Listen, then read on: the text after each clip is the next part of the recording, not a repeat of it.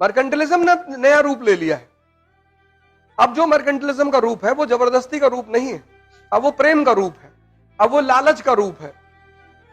अब वो दिखाता है एक लड़की है, उसके पिंपल्स पड़े हुए हैं, स्कूल नहीं जाना चाहती है, फिर वो एक हफ्ते फेयर एंड लवली लगाती है,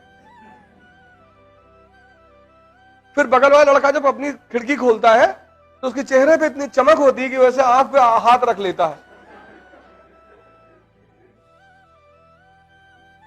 तो फिर वो बाकी जो हिंदुस्तान की लड़कियां हैं उसमें से 60% के लिए वो इंस्पिरेशन बन जाती है। अब मर्केंटलिज्म ने ये रास्ता अपना लिया है, अब मर्केंटलिज्म ने रास्ता बदल लिया। अब वो आदमी के साइकोलॉजी को पकड़ती है। अब बच्चे हैं, अब नमक इस देश में, नमक तो फ्री में बांट दिया जाए, पूरा कोस्टल एरिया ही तो है। सरकार चाहे तो इस देश में नमक फ्री बट सकता है, लेकिन उसको बेचना है। तो जो चीज फ्री बट सकती है उसको बेचना है, तो कैसे बेचेंगे? और टाटा बेचेगा, टाटा कहेगा मेरा नमक आयोडाइज्ड नमक है। लोगों ने कहा इससे क्या होता है? अरे बोले आयोडीन बढ़ते बच्चों की मेमोरी को स्ट्रांग करता है। हिंदुस्तान की मां चाहती है कि लड़का हमारा नर्सरी में फेल हो रहा है, तो आधा चम्मच नमक पानी में डाल के घोल के आयोडीन पिला रही।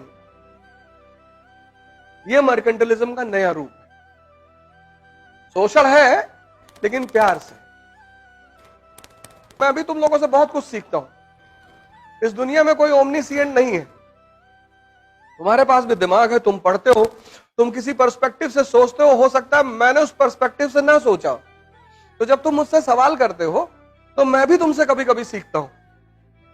ना आने का मतलब कुछ बुरा थोड़ी होता है। हर आदमी को सब कुछ थोड़ी आता है। इस फील्ड की जो विधा है, इस फील्ड में जीता कैसे जाता है वो मुझे पता है। हो सकता है मुझे हिस्ट्री कुछ भी ना पता हो, लेकिन इस फील्ड में जीता कैसे जाता है, कैसे आईएएस में सिलेक्शन होता है, क्या करना पड़ता है, वो चीजें मुझे पता है बस। तो इसलिए मैं हमेशा तुम लोगों से क्लास में कहता हूं कि क्वेश्चन पूछते रहा करो। कुछ भी क्वेश्चन पूछो, कोई बात नहीं आएगा मैं तुमको सॉरी बोलूंगा, मैं पता करके आके फिर तुमको बताऊंगा।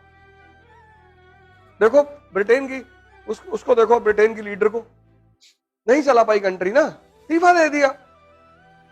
यही तो डेमोक्रेसी है कि आपने हमें चार्ज दिया है कुछ करने का, हम नहीं कर पा रहे, हम चले जाएंगे।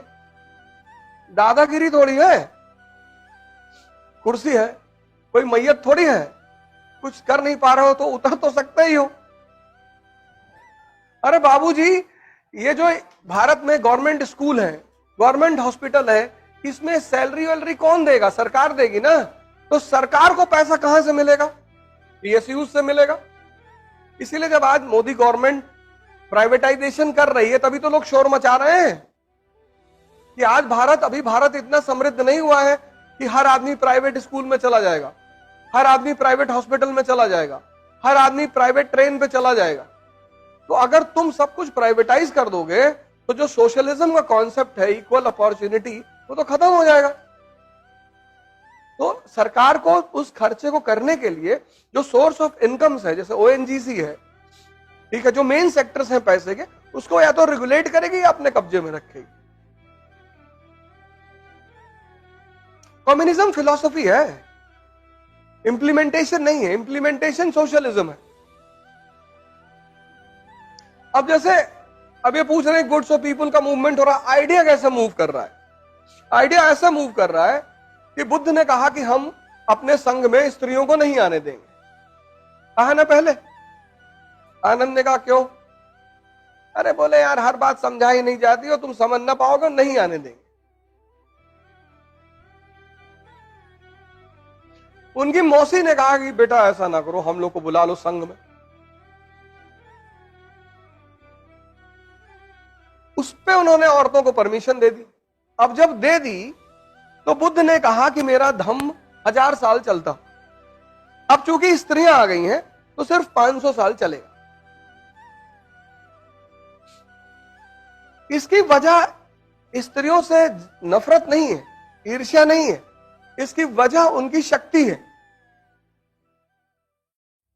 इसीलिए भारत की संस्कृति ने उसको आदि शक्ति कहा।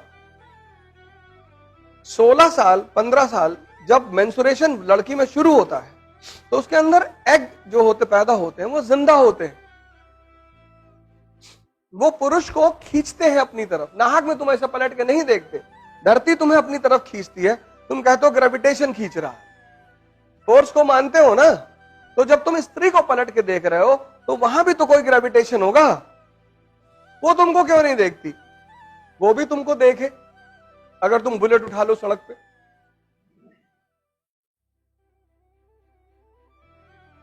वो भी तुमको देखेगी। ऐसा नहीं देखेगी, देखेगी वो।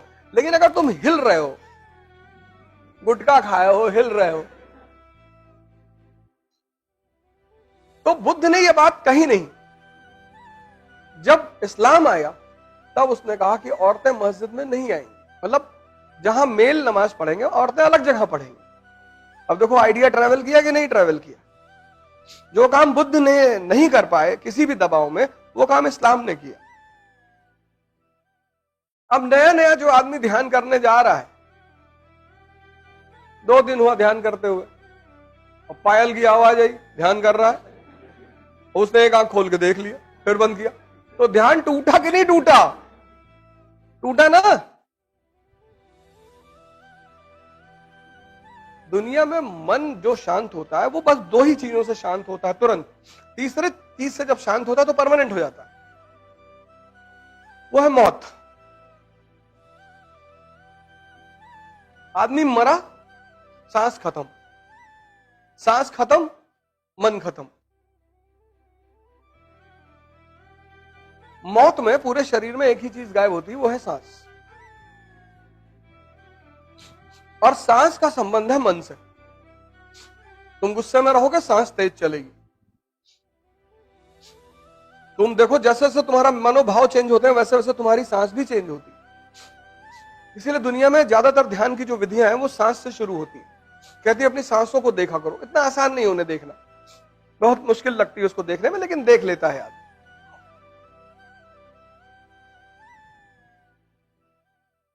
तो मन जो कंट्रोल होता है, ये वो 4 एक तो कोमा है, वो साइंस का मैटर है। आदमी जिंदा रहता है, सांस चलती है पर मन नहीं होता। एक मौत है, ना सांस चलती है ना मन होता है। अब जो डेड बॉडी है उस पर जाके तुम अगर उसके कान में कह दो कि तुम्हारी बीवी भाग गई, पड़ा हुआ है, क्या फर्क पड़ता है? ये 2 तो है जो मन को शांत करते हैं। तीसरा है नशा। मुसलमान कहता है, कुरान कहती शराब मत पियो, तो सिगरेट पीता है। कुरान कहां कहती है सिगरेट पियो? तो जितने लोग सिगरेट पीते हैं मैं उनको मुसलमान नहीं मानता, अपराध है ये, बेईमान। अब दारू नहीं पियोगे तो गांजा पी लोगे, तब पर भी तो मन ही शांत कर रहे हो ना। और चौथी चीज जो सबसे ताकतवर चीज है, जो आदमी के मन को रोक देती है एकदम, वह है सेक्स, काम। इसीलिए तो प्रोस्टिट्यूशन इतना बड़ा धंधा है, इसीलिए तो प्रोस्टिट्यूशन इतना बड़ा बिजनेस है। कई सारे देश हैं जिनकी इकोनॉमी चलती है। अरे काहे बता रहे हो? तुमको नहीं पता है? देखो इनको पता है। ये सब चीजें तो पहले पता रहती और जीवन में किया गया। इसलिए बुद्ध ने कहा था कि स्त्रियां नहीं आएंगी, और कोई वजह नहीं थी, बस यही वजह। तो अब विचार भारत से है, ट्रैवल किया ना, वहां इंप्लीमेंट हुआ,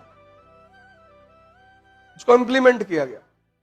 अब जैसे जीसस क्राइस्ट का बर्थडे मनता है, कृष्ण का भी तो मनता है, वैसे ही मनता है दोनों का। अब पता नहीं हमने उनसे सीखा या उन्होंने हमसे सीखा। अंग्रेज इतिहासकार लिखेगा कि भारत के लोग जन्माष्टमी ईसा के जन्म के उत्सव से प्रेरित होकर मनाते हैं। जब हम लिखते हैं तो हम कहते हैं अरे चोर उचक के लोग, जब हम विकसित थे तब ये जंगल में घूमते थे। हम भी तो अपने ईगो को सेटिस्फाई करते हैं। आज उनकी उपलब्धि से हम नहीं सीखना चाहते हैं। हम बताते हैं कि 10,000 साल पहले रावण के पास विमान था, आज हम भिखमंगे हैं, वो एक अलग बात है।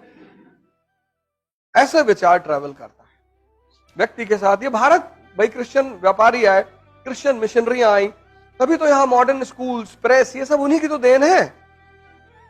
विचार ट्रैवल किया कि नहीं किया? और बताओ।